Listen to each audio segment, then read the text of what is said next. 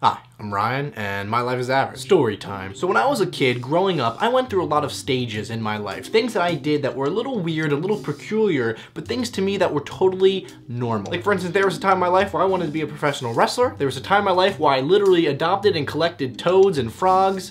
And there was a time in my life, a very dark time, a very grim time, where I went a little wild. You might be thinking to yourself, Ryan, what does that mean? You were going wild. You might be nervous. You might be thinking that, was I like on drugs at age 10? No, but close enough. See, I was addicted to markers. See, I don't know what it was, but anytime someone gave me a marker and I had that power in my hand, I couldn't help but just draw on my body. And I've never been super interested in art or tattoos per se, but I would just start going to town, scribbling, like the little kid from The Ring. I thought it was funny, and it was like, whoa, look at me over here. A lot of people, though, didn't think it was funny. Those people being my parents. My mom was really mad because anytime I had friends over or anything, she would have to like supervise me and make sure that if I did have markers, they were the super washable, junky Ross kind. You know those big sets, you open them up like a briefcase and they have like these inch big markers? They sucked. So whoever made those, F off. So I would use those, and then if I did draw my face, they would come off in like a second of wash. My mom knew about it, my friends' moms knew about it, the teachers knew about it, pretty much everyone in my life knew about my crazy marker obsession, except for one group of people.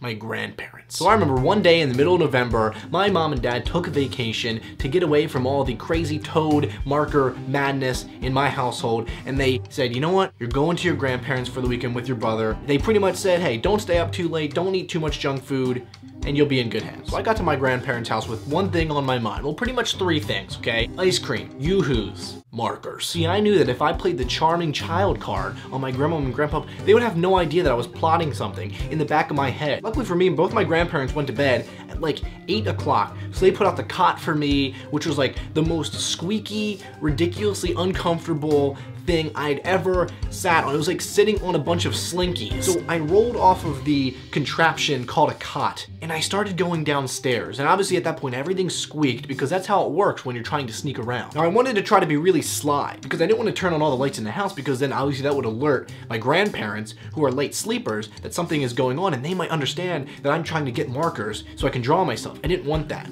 So what I did, I improvised. We had Game Boys and there's this little worm light that would shine, illuminate across the screen. So here I am, 10 years old, I'm scrummaging, going crazy like a trash picker, going through these drawers, finding nothing. I have tons of Kmart and Sears coupons. There's thousands of paper clips, rubber bands that could probably serve the world, but there were no freaking markers anywhere. So right when I'm about to give up, I go into the kitchen. I'm like, you know what, maybe the kitchen for some reason would have something, and I open a drawer and I see it. I found a marker and I looked at it like it was the most delicious, inspiring thing I had ever seen. It was like my savior. I stared at that thing and I went crazy. I was in a world of excitement because I had a marker in my hands. So at this point, me being a really weird, bizarre 10-year-old, I did what I thought would be the best. I took my shirt off and I started scribbling all over myself. I was going crazy. I was drawing all over myself, like giving myself a Justin Bieber sleeve, a Harry Styles arm. I was giving myself a Mike Tyson face. I think I even gave myself a tramp stamp, which I didn't even know existed back then. I think I might have created it. At this point, my adrenaline was so high having the power of a marker in my hands that I started drawing my signature, the S, the little weird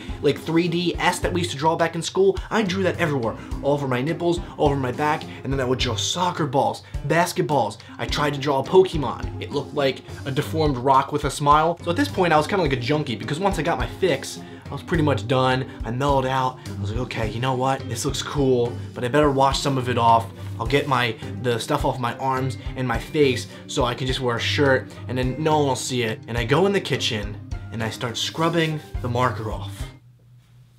And nothing happens. So at this point, I'm nervous. I'm hyperventilating. I'm freaking out. Something went really wrong. I swear to you, I scrubbed so hard that I think some of my skin possibly came off. I was so nervous, and I remember I picked up the marker and I looked at it, and it said the words permanent. I was so stupid, I didn't even stop to look to make sure the marker was okay to draw myself. I knew what permanent marker meant. It meant it was permanent, that it wasn't coming off. And I knew at that point that I was in some deep doo-doo. I knew that once morning time came, it was gonna be all over for me. So my grandmom's down there making breakfast, my grandpa's down in this chair, and I walk down and I am almost in tears because I know what's about to happen, and I just say, I messed up, Grandpop. He did not take it too well. Flash forward 15 minutes, my grandma is in tears calling poison control, making sure that I don't have ink poisoning. My grandpop is trying to calm her down. She's still trying to make pancakes. They're burning, it's smelling, and I'm absolutely terrified. So instead of taking me to the hospital like my grandma wanted to, my grandpop said, hey, we'll take him to the doctor. They'll be okay. They'll get him something. It'll come off. Don't worry.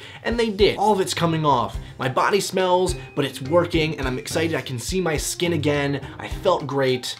And then my grandpop, well, he decided to teach me a lesson. If we take a quick step back to 9-year-old Ryan, I had some issues with flatulence. So in my class, I would get made fun of and the kids would call me stinky butt. I would come home crying. This haunted me for a long time, and my grandpop knew that. So now we're flash forward again. I'm back at my grandpop's house and he says, we're not gonna punish you. We're not gonna even tell your parents, except this one thing. I'm gonna do this to teach you a lesson. He takes the marker out and he writes stinky butt in permanent ink on my forehead. For an entire day, I had to walk around school, living a nightmare.